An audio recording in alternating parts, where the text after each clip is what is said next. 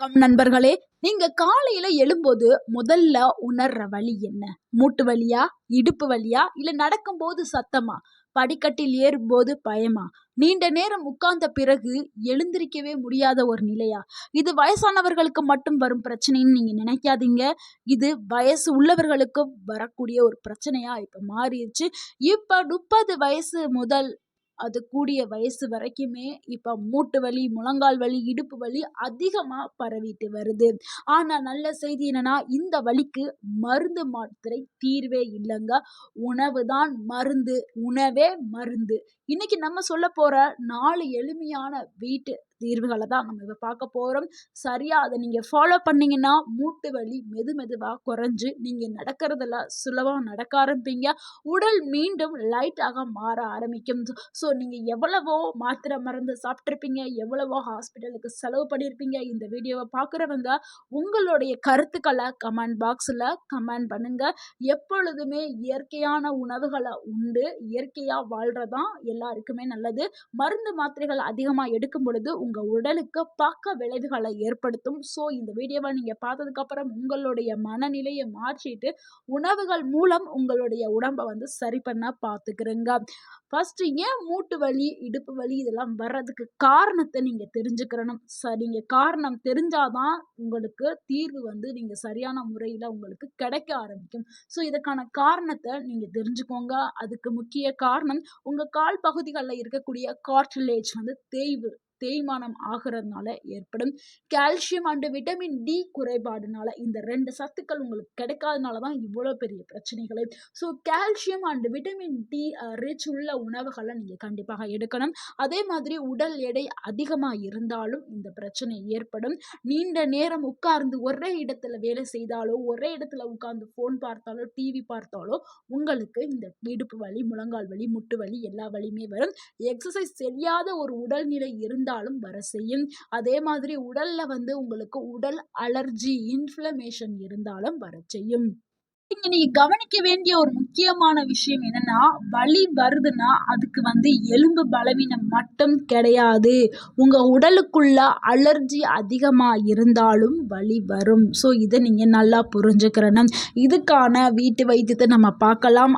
அதுல பார்க்கக்கூடிய முதல் வைத்தியம் என்னன்னா, மஞ்சள் பிளஸ் பால் தான். இந்த மஞ்சள் பால வந்து எப்படி சொல்லுவாங்கன்னா, கோல்டு மில்க் தெரப்பி அப்படின்னு சொல்லுவாங்க. இத எப்படி நீங்க செய்யணும்னா, 1 கப்பு வெதுவெதுப்பான பால் வந்து எடுத்துக்கிறணும். 1/2 டீஸ்பூன் மஞ்சத்தூள் வந்து பால்ல சேர்த்து, அது கூட சிறிதளவு மிளகுத்தூளையும் சேர்த்துக்கிறணும். தேவைன்னா 1 டேபிள் ஸ்பூன் நீங்க தேன் சேர்த்துக்கலாம். தேன் வந்து உங்களுக்கு ஆப்ஷன். மத்த 3 பொருட்களும் நீங்க கண்டிப்பா சேர்த்து நீங்க குடிக்கிறது ரொம்ப நல்லது. இது எப்ப குடிக்கணும்னா, இரவு தூங்குறதுக்கு முன்னாடி தான் நீங்க குடிக்கணும். அது எப்படி வேலை செய்கிறதுனா, மஞ்சள்ல இருக்கக்கூடிய அந்த குர்கமின் இருக்குல்ல, அந்த குர்கமின் சொல்லக்கூடிய அந்த வேதிப்பொருள் உங்களுடைய உடல்ல ஏற்பட்ட அந்த இன்ஃப்ளமேஷனை குறைக்கிறதுக்கு பயன்படுது. உங்க மூட்டுகளையும், உங்க எங்கெங்க வலி எல்லாம் இருக்குதோ அங்க வலிகள் இருக்கிற இடத்துல உள்ள வீக்கம், அந்த வலி எல்லாத்தையுமே குறைக்கிறதுக்கு, முக்கியமா ஜாயிண்ட்கள்ல ஏற்பட்ட அந்த ஸ்வெல்லிங் எல்லாத்தையுமே குறைக்கிறதுக்கு இந்த மஞ்சள் வந்து பயன்படுது. கார்ட்டிலேஜ் டேமேஜை வந்து ஸ்லோ பண்றதுக்கு, அந்த எலும்புகளுக்கு உள்ள இருக்கும்ல கார்ட்டிலேஜ், அதை ஸ்லோ பண்றதுக்கும் இந்த மஞ்சள் பயன்படுது. பல ஆய்வுகள் மஞ்சள் வந்து நேச்சுரலாவே ஒரு பெயின் கில்லர் மாதிரி வேலை செய்யுது அப்படின்னு சொல்லிட்டு பல ஆய்வுகளுடைய முடிவு வந்து காட்டுது. மஞ்சள் வந்து நம்ம சாதாரணமா நம்ம சமையல் அறையில டெய்லியும் நம்ம பயன்படுத்தக்கூடிய ஒரு உணவு தான். இந்த மஞ்சள் பிளஸ் பாலை நீங்க டெய்லி நைட் தூங்கும்போது 1 கப் மட்டும் குடிச்சிட்டு வாங்க. ஒரு நல்ல உணர்வை நீங்க உணர ஆரம்பிப்பீங்க. அடுத்து 2வது வீட்டு வைத்தியம் என்னன்னா, சூடான எண்ணெயில செய்யக்கூடிய மசாஜ் தாங்க. இதுக்கு தேவையான பொருட்கள் வந்து நல்லெண்ணெய் இல்லைன்னா கேஸ்டர் ஆயில், அதாவது ஆமணக்கு எண்ணெய், விளக்கெண்ணெய்ன்னு சொல்லுவோம். அந்த எண்ணெயை எடுத்துக்கிறேங்க.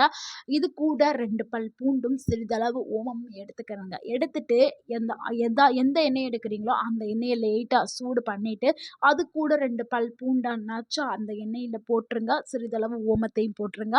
லைட்டாக ஹீட் ஆனதுக்கு அப்புறம் அதை அமர்த்திட்டு வடிகட்டிட்டு எண்ணெயை நீங்கள் பயன்படுத்த ஆரம்பிக்கலாம். எண்ணெய் லேசாக லைட்டாக சூடாக இருக்கும்போதே பயன்படுத்துங்க. அதுக்காக ரொம்ப சூடாக வச்சிடாதீங்க. உங்களுக்கு சூடு பொறுக்கும் அளவு, கை சூடு பொறுக்கும் அளவு கையில் தொட்டு பார்த்துக்கிறங்க.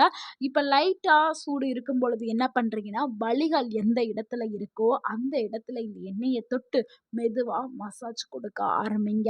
மசாஜ் கொடுங்க. இதை 10 நிமிடம் மசாஜ் கொடுங்க. அப்போ தான் உங்களுக்கு வந்து நல்ல ஒரு ரிலீஃப் கிடைக்கும். 10 நிமிடம், அதுவும் சர்க்குலர் மோஷன்லேயே நீங்கள் வந்து மசாஜ் கொடுக்கணும். அப்படி கொடுத்தால்தான் உங்களுக்கு பயன் கிடைக்கும். இப்படி கொடுக்கும் பொழுது உங்களுக்கு என்ன நன்மை கிடைக்கும்னா, பிளட் சர்க்குலேஷன் அந்த இடத்துல அதிகரிக்க ஆரம்பிக்கும். சர்க்குலேஷன் அதிகரிக்கும் பொழுது வலி வந்து பறந்து போக ஆரம்பிச்சிடும். அங்கே ஏற்பட்ட அந்த ஸ்டிஃப்னஸ் எல்லாம் குறைஞ்சிரும். உங்களுடைய மசில்ஸ் எல்லாமே ரிலாக்ஸ் ஆக ஆரம்பிக்கும். ஸோ மசாஜ் பண்ணும்போது வலி மட்டும் குறையாதுங்க, ஜாயிண்ட் லூப்ரிகேஷன் கூட அதிகரிக்கும். ஸோ வந்து நீங்கள் மசாஜ் கொடுக்க கொடுக்க உங்களுக்கு நல்ல ஒரு பெனிஃபிட் வந்து கிடைக்கும். ஸோ நீங்கள் மசாஜ் கொடுக்கறதுல தான் இருக்குது. அடுத்து 3ஆவதா நம்ம பார்க்கக்கூடிய ஒரு வீட்டு வைத்தியம் என்னென்னா, எக்ஸசைஸ் தாங்க. நம்ம சிம்பிளாக செய்யக்கூடிய எக்ஸசைஸ் தான் பார்க்க போகிறோம். நீங்கள் நினைக்கலாம், என்னடா வீட்டு வைத்தியம் சொல்லிவிட்டு இவங்க எக்ஸசைஸ் பண்ண சொல்கிறாங்களே அப்படின்னு நீங்கள் நினைக்கலாம். ஆனால் நம்ம மருந்து மாத்திரைகளை சாப்பிட்டு நம்மளுக்கு உடல் நலம் சரியாக இருக்காது. நீங்கள் இந்த வீடியோ பார்த்துட்டு இருக்க நீங்கள் உண்மையாக சொல்லுங்கள். உங்களுடைய கருத்துக்களை கமெண்ட்டில் பகிருங்க. உணவும் உடற்பயிற்சியும் இருந்தால் தான் உங்களுக்கு உண்மையான தீர்வு கிடைக்கும். அதனால தான் சொல்கிறேன்.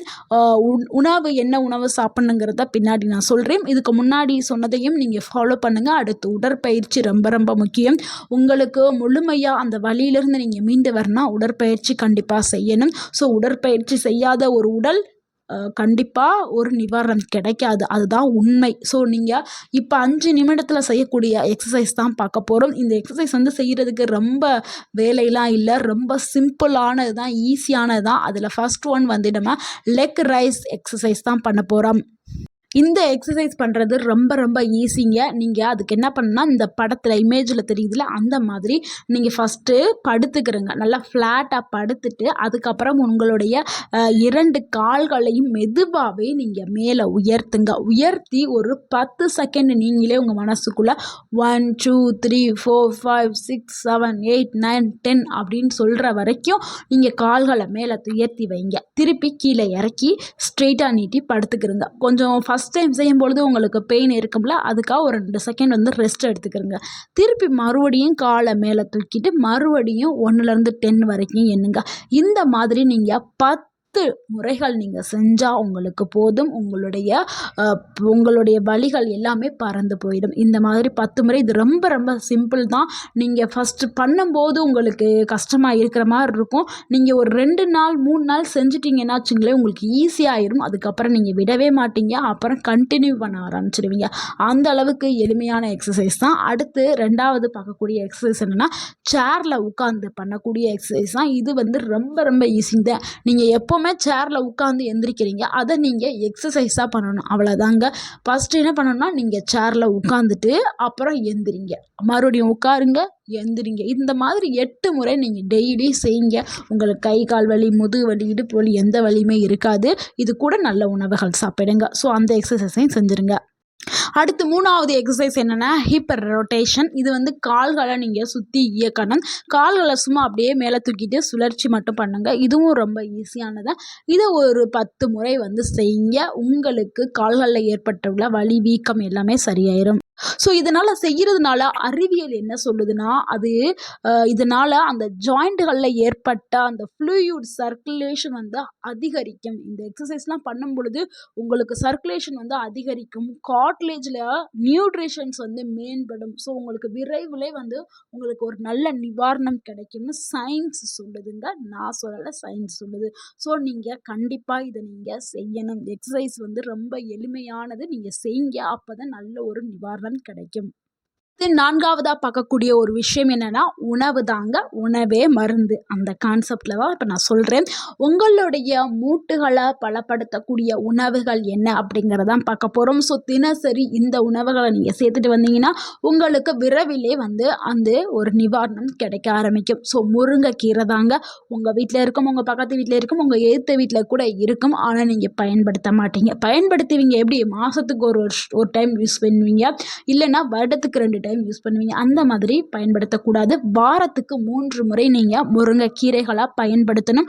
முடிஞ்சால் 4 முறை கூட பயன்படுத்துங்க. எப்படி சூப்பாக எடுத்துக்கலாம், கீரையாக எடுத்துக்கலாம், கூட்டாக எடுத்துக்கலாம், இல்லை பவுட்ரை இட்லி பொடி மாதிரி அரைச்சி கூட நீங்கள் சாதத்தில் போட்டு சாப்பிடலாம். அந்த அளவுக்கு நன்மை. கண்டிப்பாக வாரத்தில் 3 முறைக்கு மேலே நீங்கள் எடுத்துக்கிறீங்க, உங்களுடைய கால்கள் பலமாக்கப்படும். ஏன்னா முருங்கைக்கீரையில் கால்சியம் ரிச் அதிகமாக இருக்குது. நம்ம முன்னாடியே சொன்னோம்ல, கால்சியம் ரிச்சான உணவுகளை எடுத்துக்கிறீங்கன்னா முருங்கைக்கீரையில் கால்சியம் அதிகமாக இருக்குது. அடுத்து 2வதாக பார்க்கக்கூடிய உணவு என்ன? எள்ளு தாங்க. எள்ளு உங்களுடைய எலும்புகளை இரும்பாக்க பயன்படக்கூடிய ஒரு உணவு தான் எள்ளு. உங்களுடைய எலும்புகளை ஸ்ட்ரென்த் ஆக்குறதுக்கு கண்டிப்பாக எள்ளை எடுத்துக்கிறணும். எள்ளுலையும் அதிக அளவில் கால்சியம் இருக்குது. அடுத்து 3வதாக பார்க்கக்கூடிய உணவு என்னன்னா தயிர் தான். தயிர் நல்ல ஒரு ப்ரோபயாட்டிக் உணவு. அதில் கால்சியம் சத்து அதிக அளவில் இருக்குது. ஏன்னா பால்ல இருந்து தயிர் வருது. ஸோ பாலில் கால்சியம் மட்டும்தான் இருக்குது. ஆனால் தயிரில் ப்ரோபயாட்டிக் ப்ளஸ் கால்சியம் ரெண்டுமே இருக்குது. இது ரெண்டுமே உங்கள் உடலுக்கு ரொம்ப ஆரோக்கியத்தை கொடுக்கக்கூடியது. இந்த ப்ரோபயாட்டிக் என்ன பண்ணுதுன்னா உங்களுடைய ஹார்ட் ஹெல்த்துக்கு ரொம்ப நல்லது. அதாவது உங்களுடைய குடல் ஆரோக்கியத்தை மேம்படுத்துறதுக்கு இந்த ப்ரோபயாட்டிக் நல்லது. ஸோ தயிரை எடுத்துக்கிறங்க. அடுத்து பாதாமில் என்ன இருக்குது? மெக்னீஷியம் இருக்குது.